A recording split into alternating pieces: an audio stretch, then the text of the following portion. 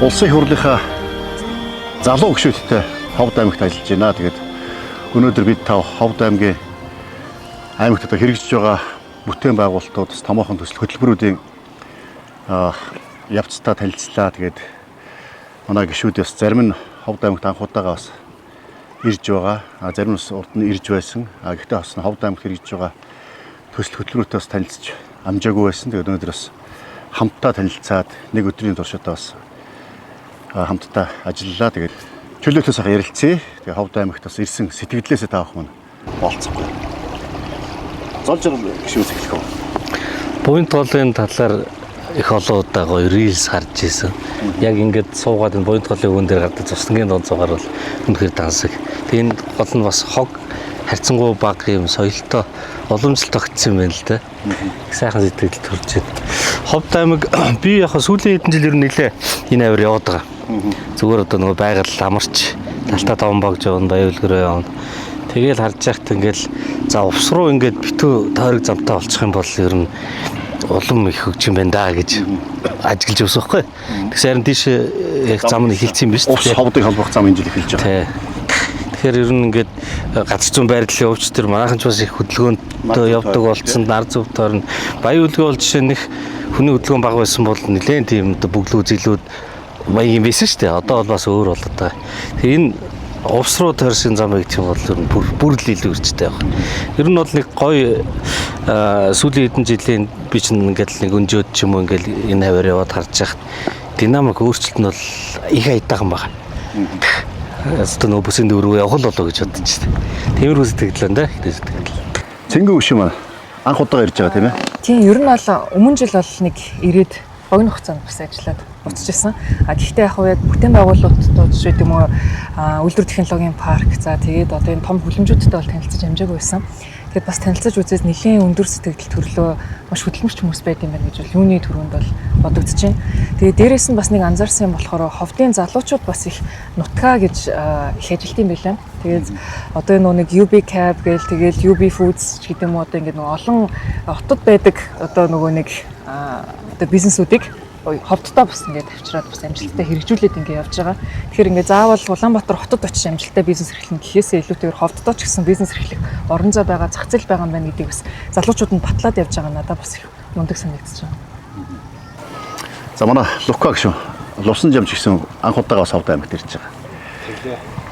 Анх удаага ер нь яг ийм улс төрчийн хуваар гэх юм уу те орон нутагт ажиллаж байна.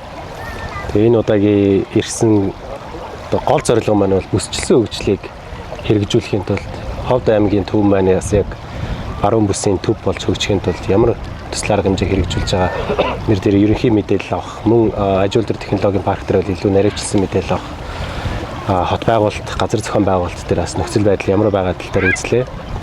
Яг харахгүй бүсийн төв болж хөгжих потенциал гэж хэлдэг те боломж болцоо бол маш их байна. Өнөөдөр дөрвөн газартай танилцсан дөрвөлээ бол яг бидний одоо улсын хурлын төвшөнд ярилцах ёстой зүйлүүд байна. Нэгдүгээрх нь бол ажлын байрыг нэмэгдүүлэх үйлдвэр технологийн парк байна.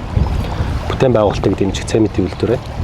Залуучуудын хөгжлийг дэмжих, бие биелдрийг дэмжих одоо таны санаачилж хэрэгжүүлж байгаа 3-ыг үржих 3 сагсны одоо байгууламжийг 19 байршилд байгуулаад өнөөдөр бас аврах шалралт хэмжээнд явж байна тийм.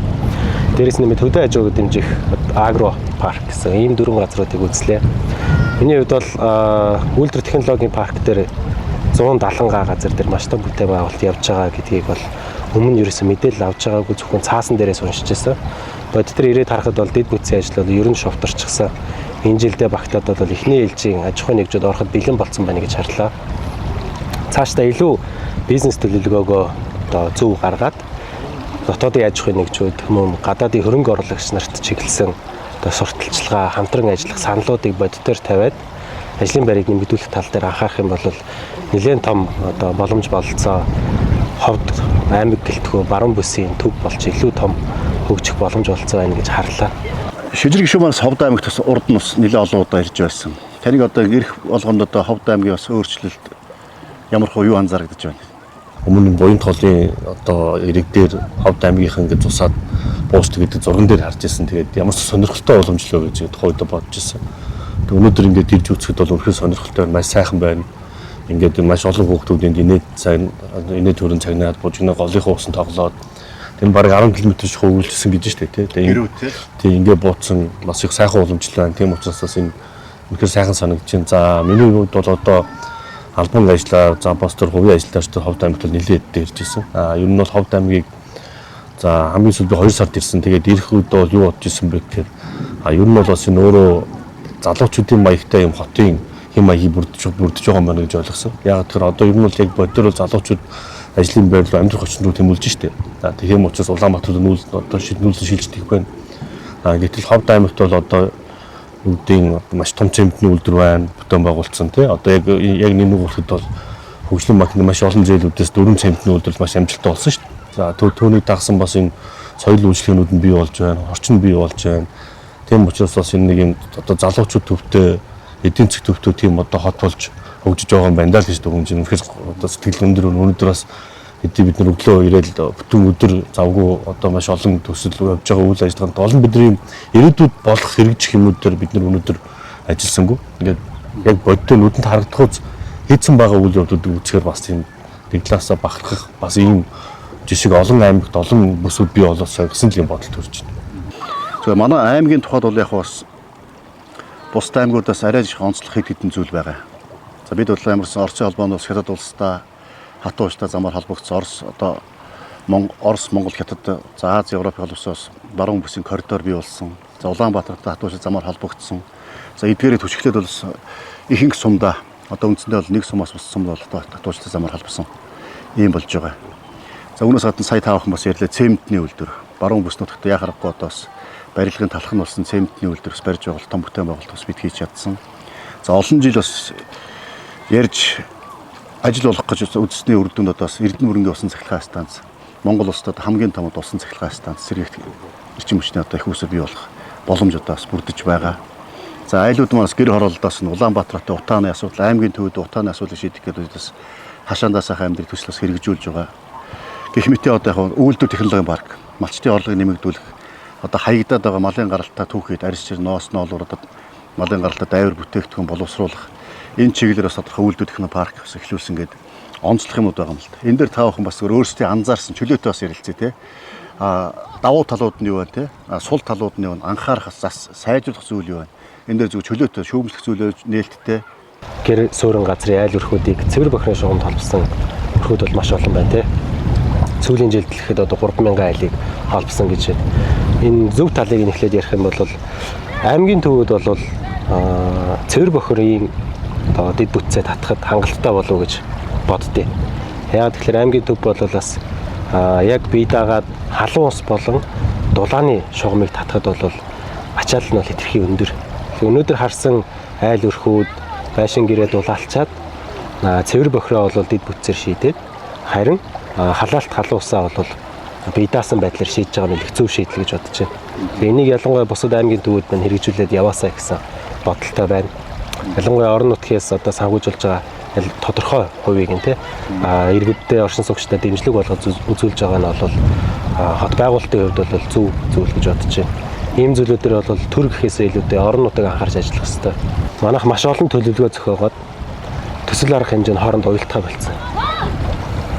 Газрын төлөвлөгөөнд тусдаа, хотын төлөвлөгөөнд тусдаа, дэд бүтцийн төлөвлөгөөнд тусдаа. Энэ бүхнийг орон нутг нь манлайлаад нэгдсэн нэг төлөвлөгөөнд шилжих хэрэгтэй. Энийг манлайлаад явбал бас хот маань илүү одоо эмх цэгцтэйгээр айл өрхүүдийг дэд бүтцэд холбоод төсвийн өргөө зардал багтаагаар давхарцсан ажил бас цөөрөлсөн байдалтай хэрэгжүүлэх боломж байна гэж харж байна. Баруун бүс чинь өөрөө эрчим хүчний хараат байдалтай. Тэгээд үндсэндээ бол эрчим хүч бол импортлж авч байгаа. Тэр нь 400 төгрөгөөр бол одоо 400 маш өндөр 1 килотыг бол маш өндөр үнээр бол манай баруун бүсийн бүх аймагуд маань бол одоо худалдаж авч байгаа. Гэтэл бид нар одоо сэрэгт эрчим хүч за тэгээд тэнд дундаа ялангуяа усан цахилгаан станцтай болоод ирэх юм бол энэ маань өөрөө доктортой эрчим хүчний их усрах учраас үнийг маш бага хэмжээнд гаргана. За дээрээс нь ундны усны нөөцийг бас бий болгоно гэдэг утгаараа бол маш том ач холбогдол гараад ирж байна. Нөгөө талдаа бид нар ганц эрчим хүчтэй болоод яах юм бэ гэдэг нь айлын хэрэглээс илүүтэйгээр нөгөө үйлдвэр технологийн парк бий болох үндсэн суурь бас гарна. Тэгээд энийг бас ингээд өнөөдөр үйлдвэр технологийн паркийн тухай хуулийг таныг санаачилсан гэдэг бас энд ирээл өнөөдөр нэглээ л дээ. Өмнө нь мэдэхгүй гэхдээ бас ингээд үйлдвэр технологийн паркийн тухай хуулийн дээр бас анхаарал харж исэн. Тэгэд үндсэндээ бид нэр эрчим хүчний реформ хийж чадах юм бол эрчим хүчтэй болчих юм бол үйлдвэрүүд хөгжих суурь нь бас бий болчихно.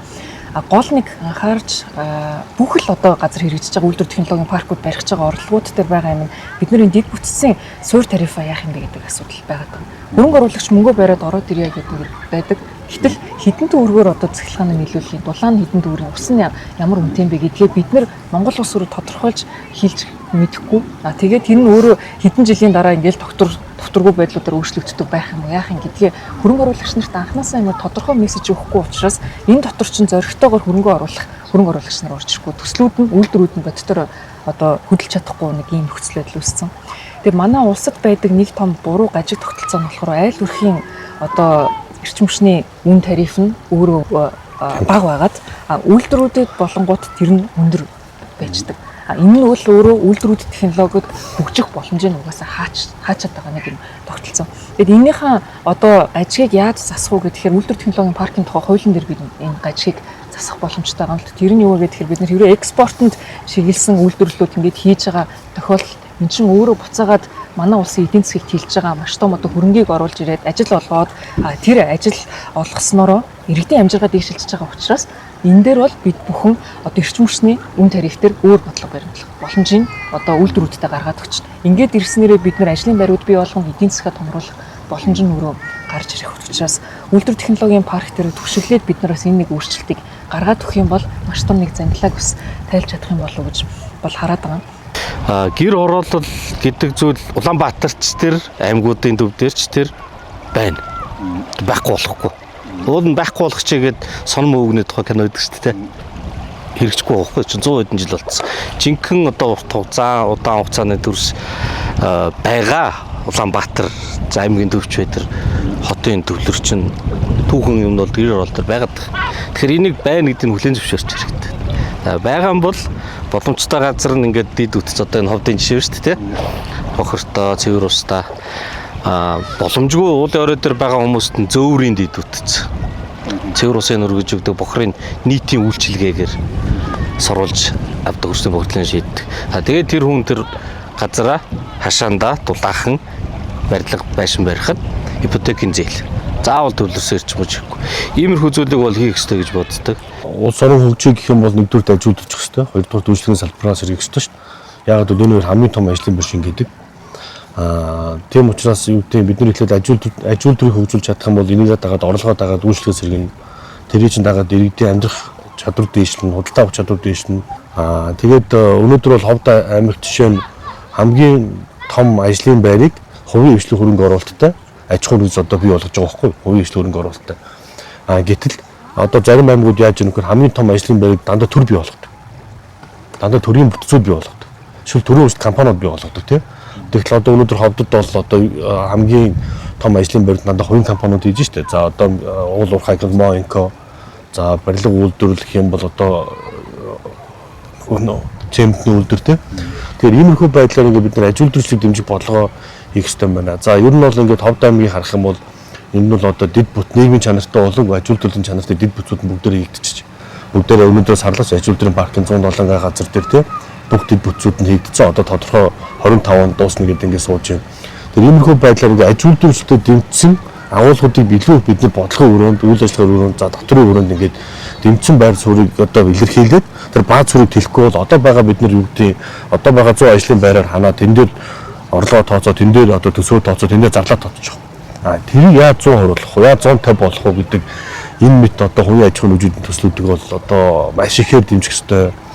Тэгвэл одоо ингээд яг нэг үехэд бид нар 30 жилийн өмнө ярьж исэн проблем бодоош байж байгаа байхгүй. Тэгэхээр энэ яагаад шийдэгдэхгүй нөхөр энэ төрийн оролцоол маш их учраас шийдэгдэх байна.